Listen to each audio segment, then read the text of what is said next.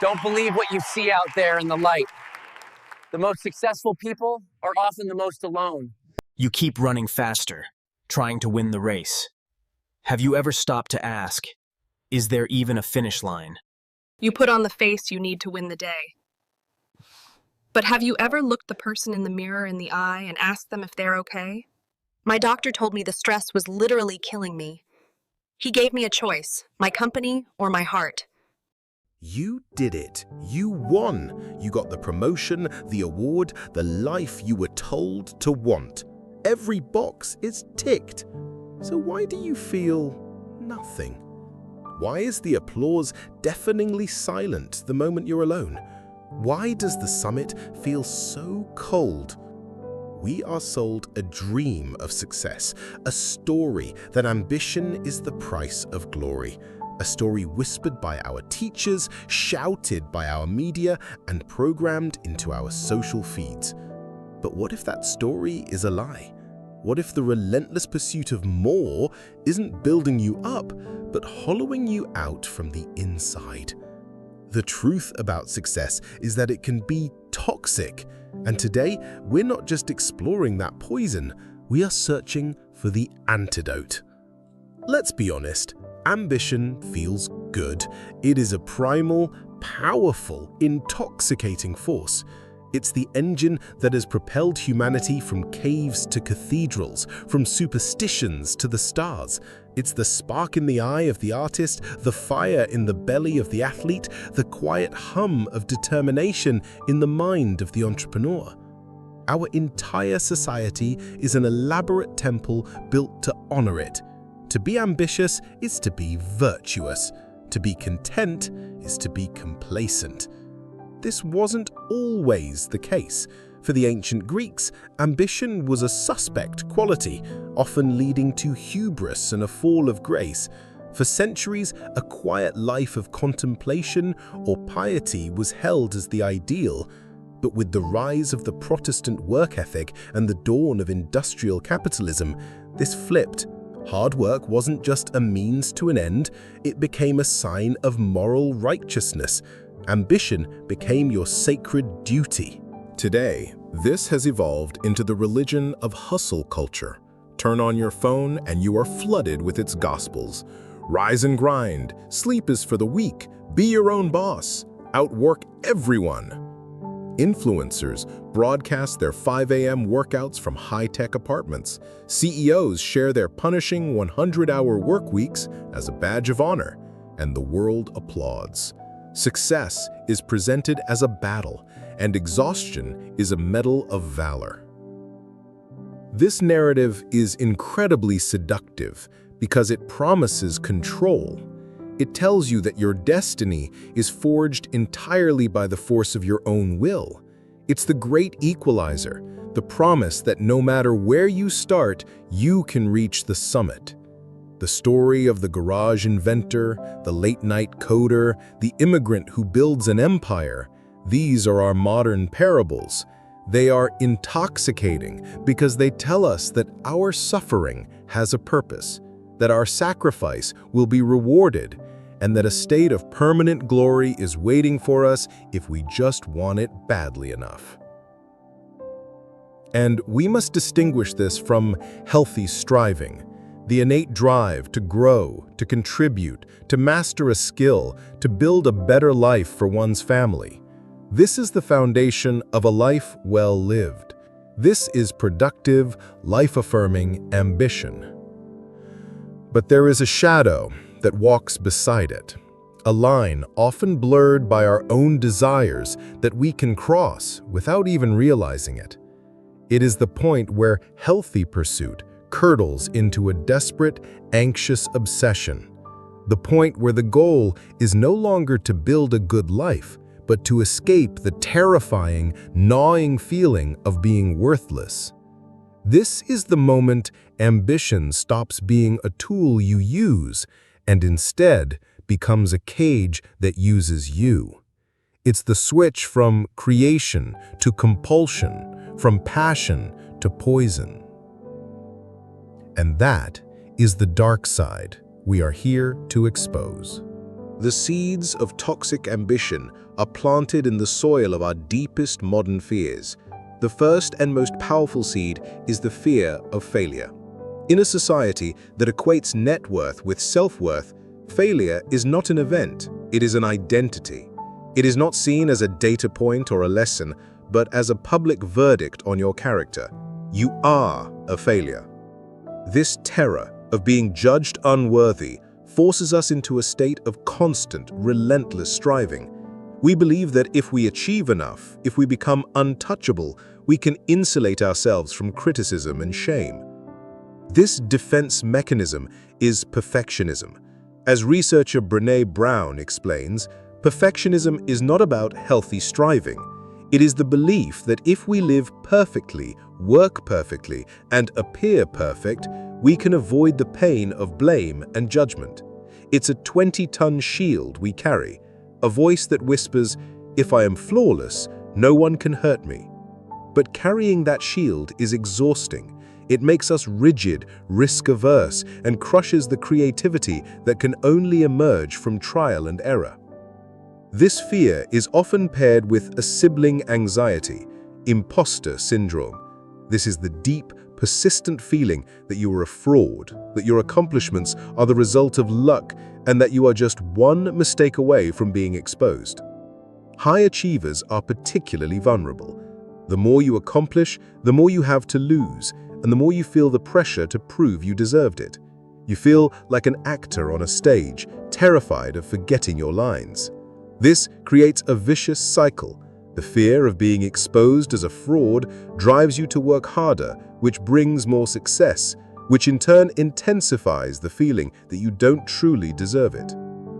The second seed of toxicity is the insatiable drive for more. This is a psychological trap known as the hedonic treadmill.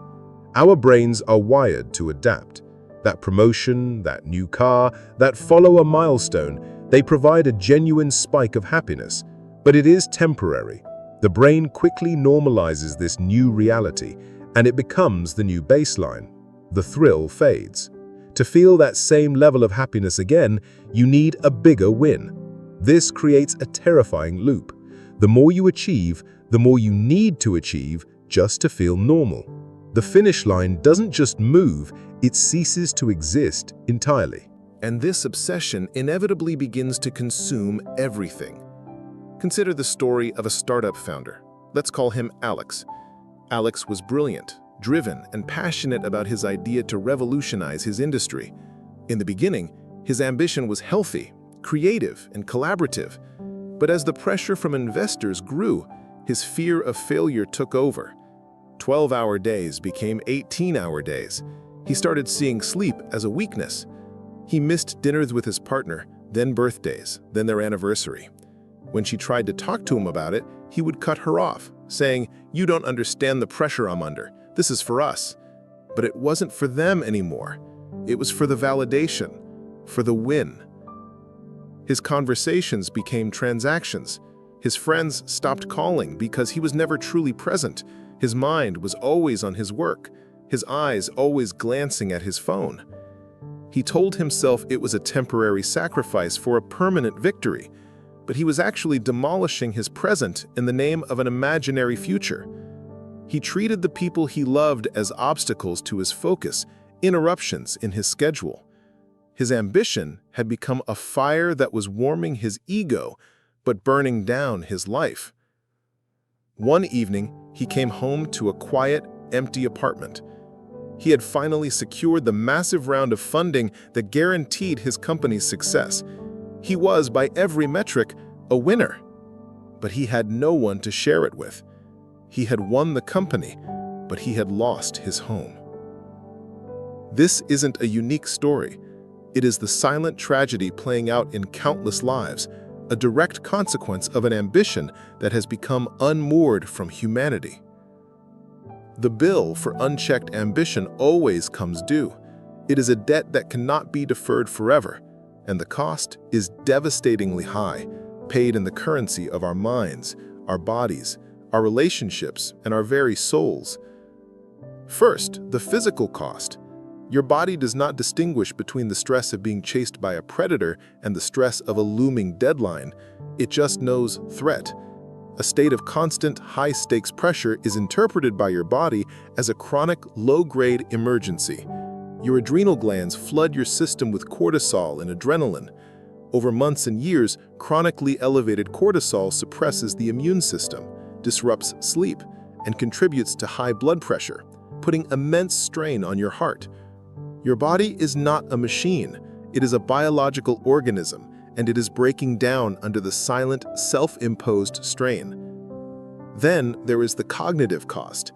The constant state of fight or flight physically alters your brain.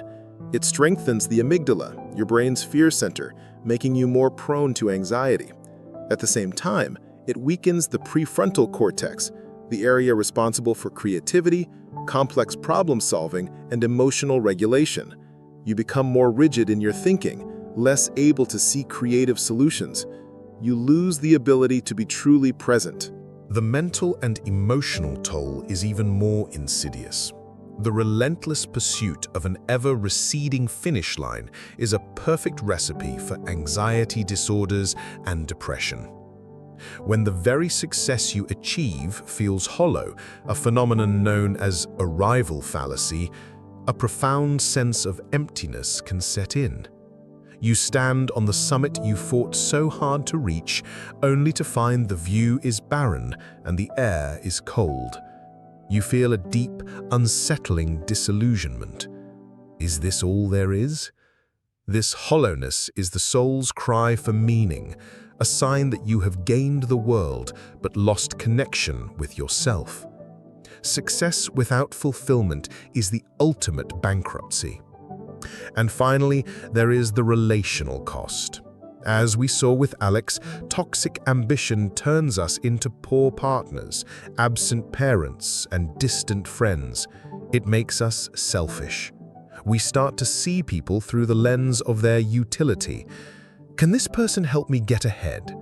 We lose the capacity for empathy, for presence, for the simple, joyful act of being with another person without an agenda.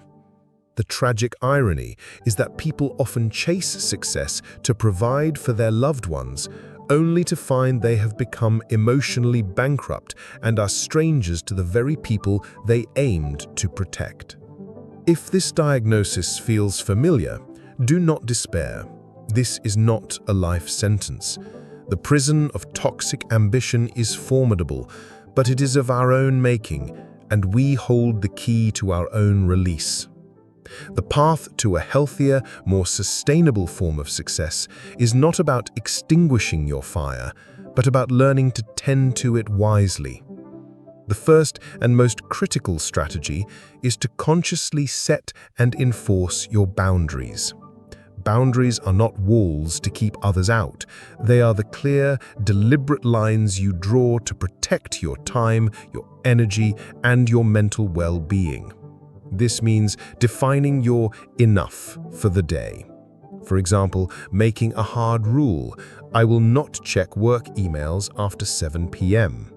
It means learning the powerful art of saying no.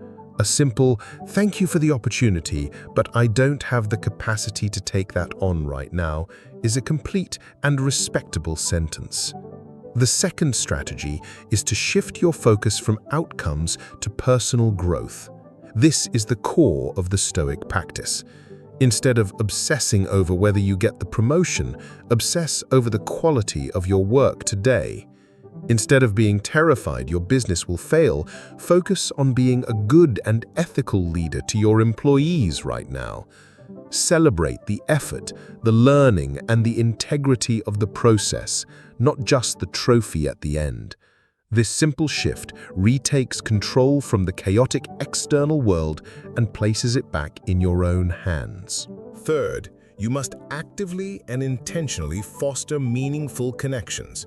High-quality social connection is the single greatest predictor of human happiness and longevity. This requires effort.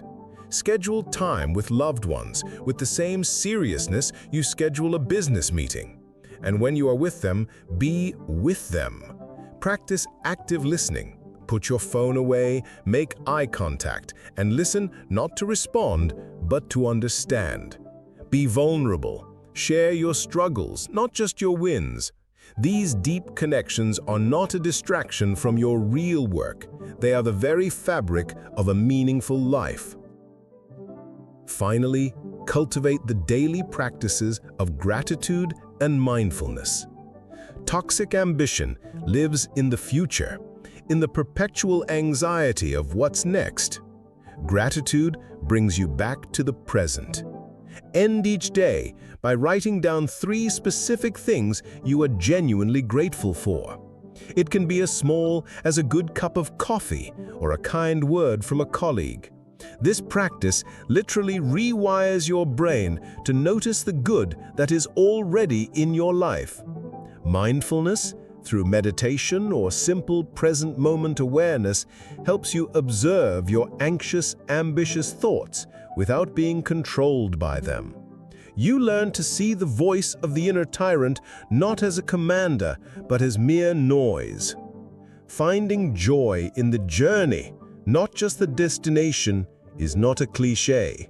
It is the fundamental principle of a life well lived. For too long, we have accepted a broken, impoverished definition of success. A definition measured in bank balances, job titles, and follower counts. A definition that asks us to sacrifice our health, our relationships, and our peace of mind for a promise that may leave us feeling empty. It is time to redefine success. A sustainable, fulfilling future requires a new, more noble ambition. An ambition measured not by what you have, but by who you have become. An ambition where the goal is not external validation, but internal alignment. Where success means having the courage to be vulnerable, the wisdom to know when to strive and when to rest, and the compassion to be kind to yourself and others when you inevitably fall short.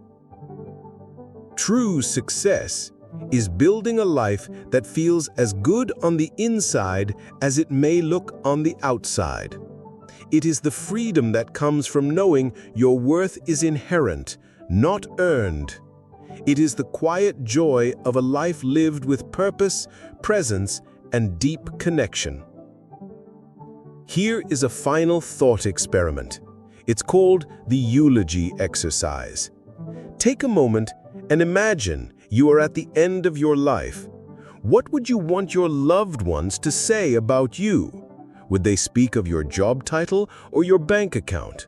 Or would they speak of your kindness, your integrity, your presence, your laughter? The answer to that question is your true north. That is your real ambition. What would your life look like if you pursued a more balanced, more mindful ambition? Share your thoughts in the comments below. Let's redefine success together.